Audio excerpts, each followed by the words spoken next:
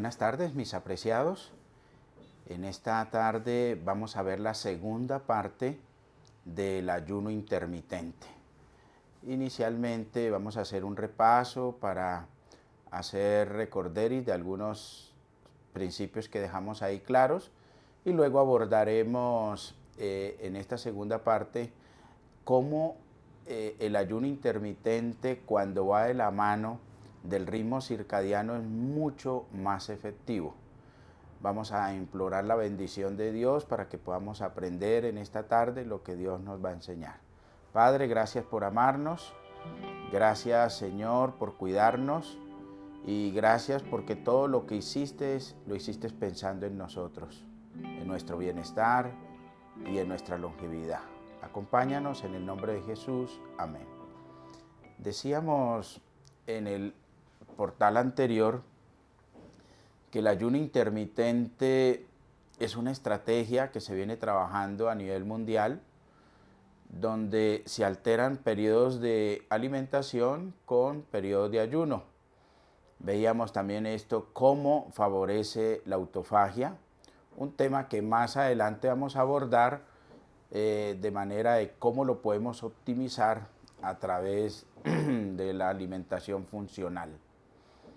Vamos a recordar que en Consejos sobre el régimen alimenticio, en el párrafo 277, la inspiración dice: los días se van haciendo cortos y habrá buenas oportunidades de presentar este asunto.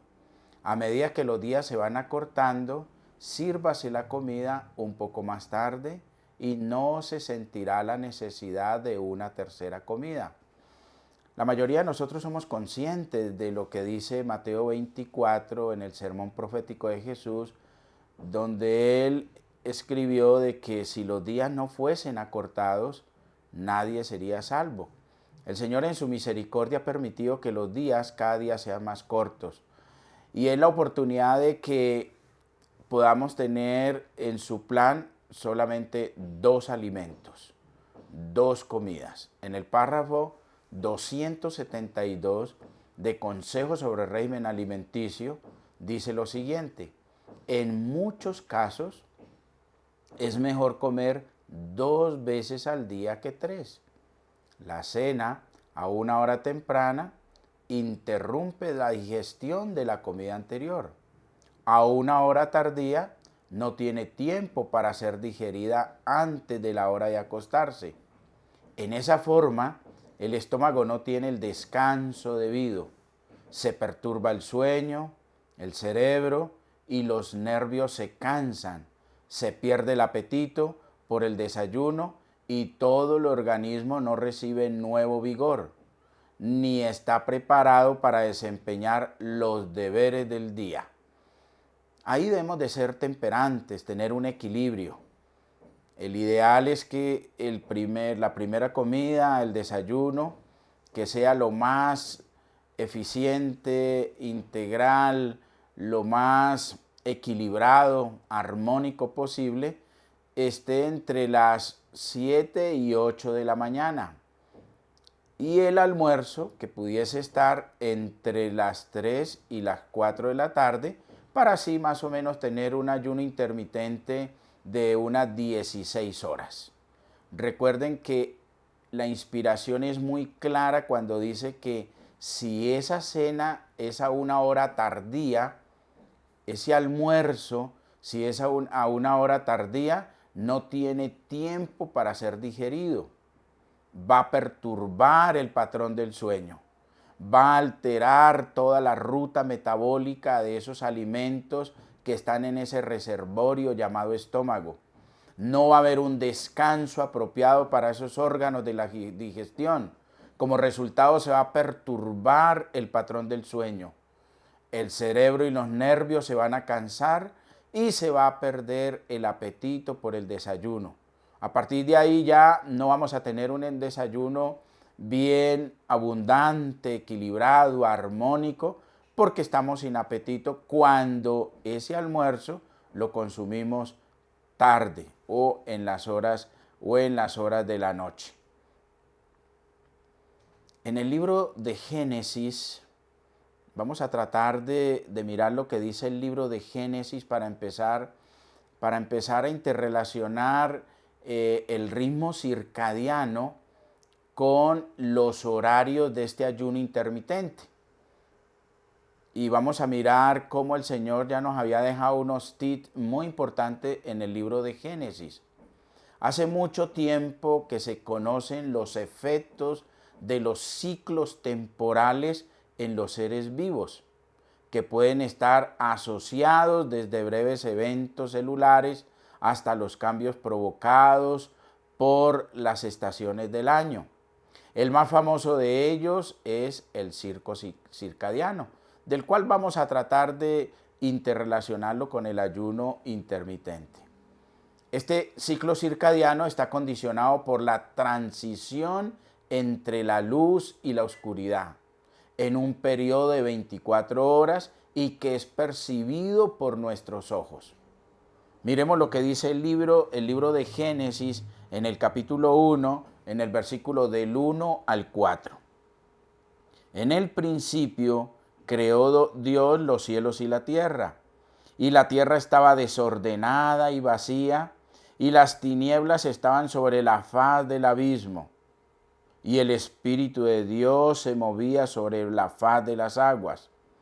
El versículo 3 dice, y dijo Dios, sea la luz, y fue la luz. Versículo 4, y vio Dios que la luz era buena, y separó Dios la luz de las tinieblas. La luz o su ausencia estimula el hipotálamo, una glándula presente en nuestro encéfalo que posee, entre otras funciones, la secreción del cortisol, la secreción de la melatonina, que no solamente es una hormona, sino un gran antioxidante, y la regulación de la temperatura corporal. Recordemos, la presencia o la ausencia de luz va a generar que tengamos niveles altos o niveles bajos de cortisol. Y más adelante vamos a ver un apartado dedicado solo al cortisol, porque es de los elementos que mal manejados pueden cobrar la vida. De igual manera, cuando no tengo la presencia del sol, de la luz, tanto de los rayos infrarrojos como los rayos ultravioleta, voy a tener muchos problemas en toda la ruta metabólica de la melatonina.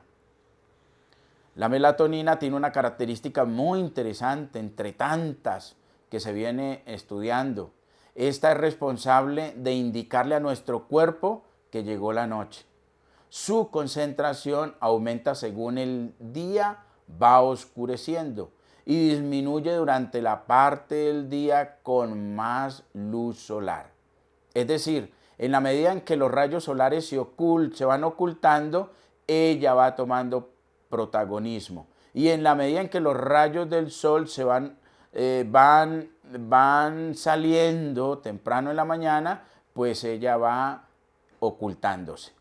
Además de presentar su influencia en la fisiología humana, las oscilaciones luminosas en periodos de 24 horas permiten que los animales adecúen sus comportamientos como alimentación y depredación para adaptarse mejor al ambiente y así sobrevivir. Es decir, los rayos solares son muy importantes. La luz solar es muy importante en todos estos procesos biológicos, tanto en el comportamiento de los animales como en el del ser humano. También vamos a mirar cómo el ciclo de días que aparece en la creación, además del ciclo circadiano que hablábamos ahora, cuando Dios hace y separa la luz de la noche, otro ciclo muy interesante es el ritmo circasiano, del cual vamos a tener más adelante un apartado especial porque es fundamental en los procesos de restauración. También se le conoce como el ciclo de 7 días. Muchas especies son reconocidas por presentarlo desde algas unicelulares hasta plantas, insectos, peces, aves y mamíferos. Un ejemplo, el alga acetabulataria mediterránea, sometida en el laboratorio a ciclos alternos de luz y pequeños momentos de oscuridad, sincronizó mejor su tolerancia o su proceso de supervivencia y sus procesos metabólicos en ciclos de 7 días. Lo mismo ocurre con el hongo Folsomia candida. En los seres humanos se han identificado fenómenos asociados al metabolismo, como oscilaciones de la presión sanguínea durante el embarazo, latidos cardíacos y aumento de peso en recién nacidos, además de tener que ver con niveles de actividad física, duración del sueño durante la noche, temperatura corporal, características funcionales del sistema inmunológico y oscilaciones positivas y negativas en el estado de humor. Es decir, este ritmo circasiano que se viene estudiando hace muchos años es muy importante para que todos nuestros sistemas puedan trabajar en armonía. También vamos a mirar en otro apartado la necesidad del descanso semanal que Dios también estableció en su palabra en el libro de Génesis, en el capítulo 2 y en el versículo del 1 al 3, que vamos a tener un apartado especial para él. Pero tengamos en cuenta 3 cositas. Es interesante notar en este descanso semanal que además que tenemos la necesidad del descanso tanto para el ciclo circadiano como para el ciclo circasiano, gran cantidad de evidencia científica señala que cuando no hay descanso, calidad de sueño, cualidad de sueño, un sueño renovador, un sueño reparador, que sea suficiente, la salud y el bienestar de los seres humanos van a quedar comprometidos. De manera especial su sistema inmunológico, toda su modulación hormonal se va a afectar cuando no respetamos tanto el ciclo circadiano como el ciclo circasiano. Hay importantes recomendaciones dadas por Dios por medio de su palabra en el Pentateuco. Un investigador francés llamado Laurence de Jardin, en su tesis de doctorado publicada en el 2012, exploró la relevancia del descanso semanal o el Shabbat de los judíos en la prevención del síndrome de burnout. En otro artículo publicado en el 2017, en el que él es el coautor, se propone la hipótesis de que el ciclo circasiano o el ciclo de los 7 días es un proceso endógeno y un imperativo biológico para el descanso, para el rejuvenecimiento y para la reparación celular. Es decir, cómo la matriz celular se beneficia de este ciclo tan importante en la restauración y en la prevención de las enfermedades crónico-degenerativas.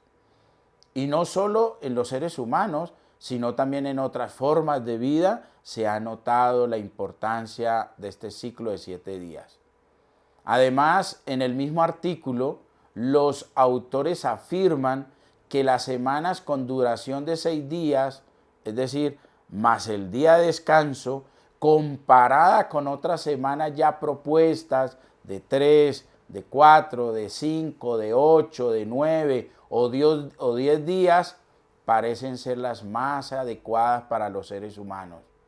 Una vez más, el Señor en su consideración, porque fuéramos sus hijos longevos, pues el Señor dejó este ciclo circasiano para garantizar nuestro bienestar total. Para quienes adoptan la cosmovisión creacionista bíblica, la asociación con la semana de la creación no es muy difícil.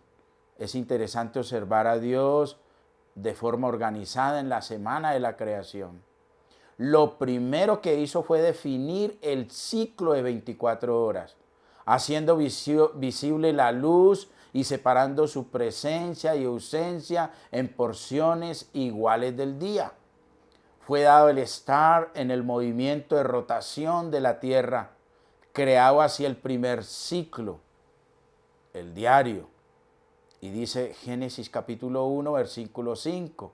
Y llamó Dios a la luz día, y a las tinieblas llamó noche, y fue la tarde y la mañana de un día. En el cuarto día de la creación, al posicionar el sol y la luna y determinar sus funciones, como dice en el capítulo 1, versículo 16, e hizo Dios las dos grandes lumbreras, la lumbrera mayor para que señorease en el día y la lumbrera menor para que señorease en la noche.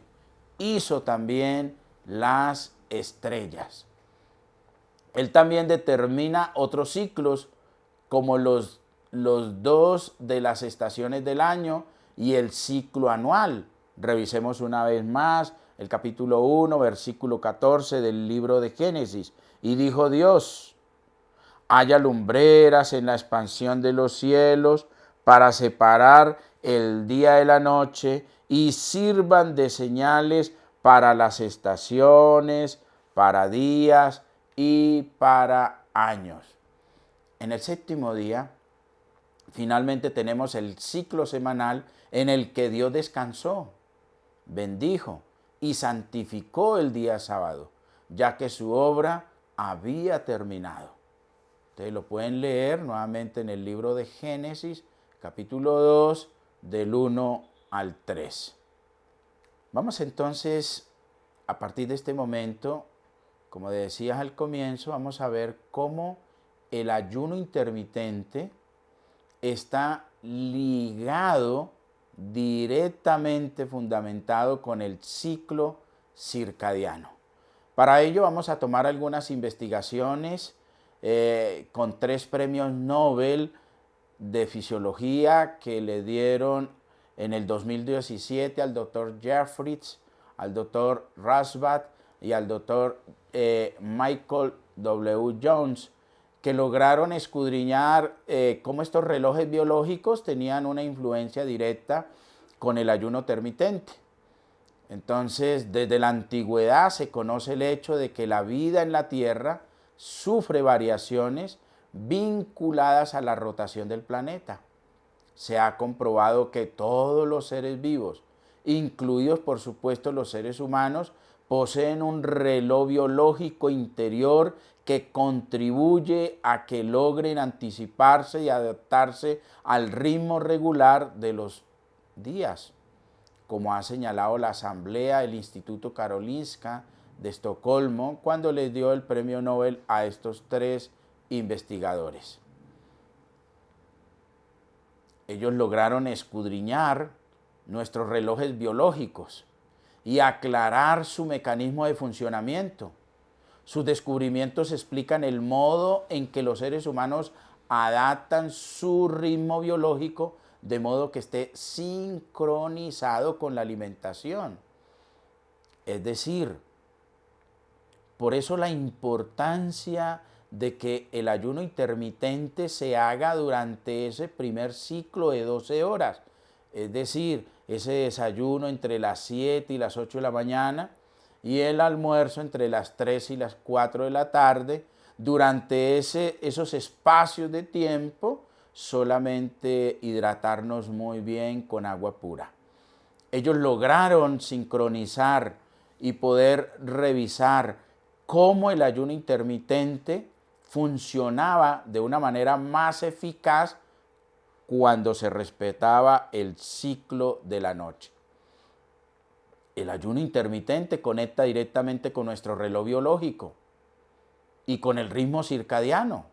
Estamos programados genéticamente para vivir de día y dormir de noche. Nuestro organismo se regula con los ciclos de luz y oscuridad a través de un reloj biológico centrado en el cerebro, que fue lo que Dios hizo en la creación. No solamente nos dejó memoria celular para este ritmo circadiano, sino para cada uno de los alimentos que iban a componer nuestra dieta, como lo dice Génesis capítulo 1, versículo 29. Y aún más, a pesar de que el hombre se separa de Dios, a pesar del pecado, encontramos en el libro de Génesis capítulo 3, versículo 18, que el Señor no modifica la dieta. Por lo contrario, el Señor la integra aún más. Y ahí dice en Génesis 3:18, espinos y cardo te producirá, hierbas del campo comerás. Toda esa memoria celular, no solamente en el ritmo circadiano, sino en la alimentación, para que ese ayuno intermitente fuera eficaz y nuestra salud y nuestra longevidad pudiese ser el éxito que Dios estableció desde el comienzo en nuestra epigenética.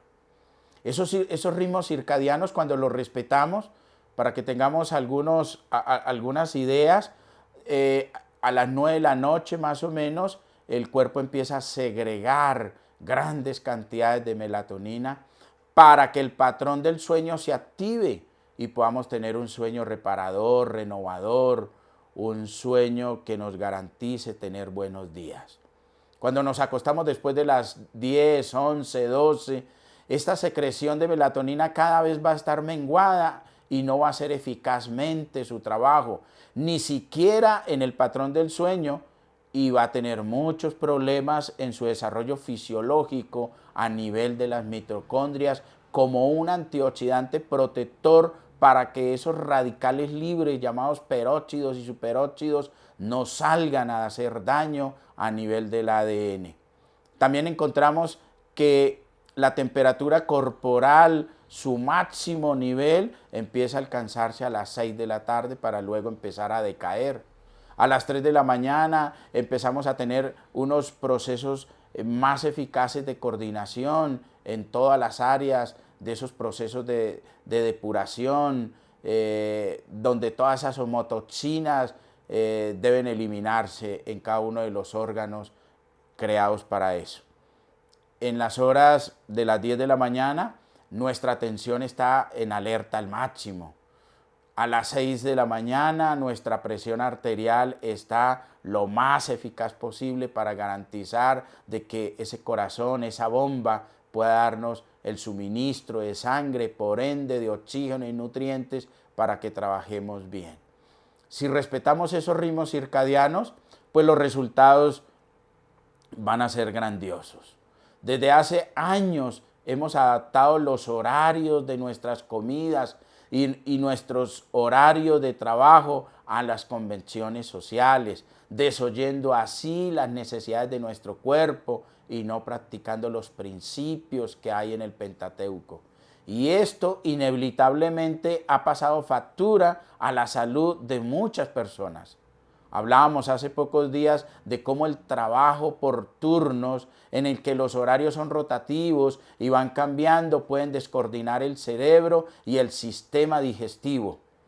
Recordemos, nosotros somos del ritmo del día, somos de un horario donde el cuerpo pueda estar en total armonía con cada una de las labores que se van a generar en el desarrollo de esa mañana. Y es que respetar nuestro ritmo circadiano, ese reloj interno del que dispone nuestro cuerpo y que regula la actividad de los diferentes órganos en relación a la luz, puede ser una de las mejores cosas que podamos nosotros hacer por nuestro bienestar y por nuestra longevidad. Como decíamos, los ritmos circadianos, y no hay un único reloj interno. Cada órgano Dios lo creó con su propio reloj interno, con su propio reloj biológico. Por ejemplo, son variaciones fisiológicas en el funcionamiento de cada uno de nuestros órganos que se repiten en esos ciclos de 24 horas, basándose en la presencia o la ausencia de la luz solar. Estos ritmos son inherentes al ser humano y funcionan aún cuando el sujeto se encuentra aislado. Por ejemplo, el páncreas segrega más insulina durante las horas del día, que deberían ser aquellas en las que nos alimentamos, y funciona de forma más lenta por la noche, cuando no deberíamos tener necesidad de ingerir alimentos. El páncreas es más eficaz en las horas de la mañana, y en la medida en que la tarde va cayendo, él va perdiendo gran fortaleza en esos procesos que él debe realizar de fabricar y segregar cada una de esas hormonas y cada uno de esos elementos que el cuerpo requiere para metabolizar los alimentos que vamos a ingerir. ¿Qué ocurre cuando cenamos muy tarde? Bien entrada la noche, o cuando comemos snacks a altas horas de la madrugada. Esto puede afectar nuestro ciclo biológico, nuestro metabolismo, y vamos a empezar a ganar peso. La hormona encargada de todas esas rutas va a activarse y va a acumular todos esos alimentos en forma de tejido adiposo. Vamos a ver algunos beneficios de comer y cenar temprano. Recuerden, estamos hablando de un ideal que entre las 7 y las 8 tengamos un desayuno lo más equilibrado, armónico y abundante posible. Y entre las 3 y las 4 pudiéramos tener un almuerzo con esas mismas características.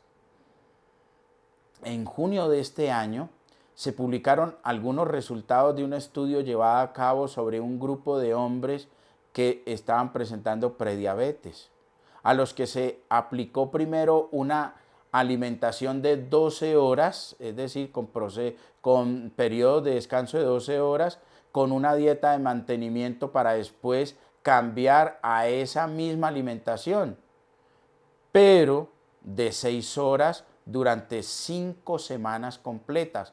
Es decir, el primer periodo tenían 12 horas de descanso entre una comida y la otra. En el segundo periodo lo tenían entre 5 y 6 horas. Los resultados demostraron que este tipo de ayuno intermitente, combinado con un horario temprano en sus comidas, no solo reducía el peso de los participantes, sino que además mejoraba su sensibilidad a la insulina, su presión arterial, y reducía tanto el estrés oxidativo como su apetito. Es decir, había un control sobre la hormona del estrés, el cortisol se regulaba mejor y por ende pues no hubo tantos procesos de infarto.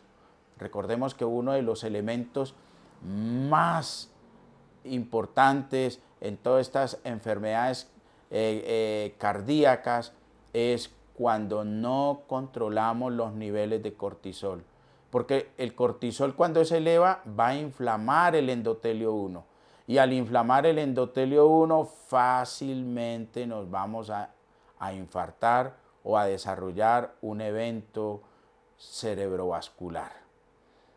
El ayuno intermitente hace que se libere después de las 9 de la noche la hormona del crecimiento, la cual nos va a ayudar a recuperar la energía y va a garantizar los procesos de autofagia con los cuales comenzamos este apartado.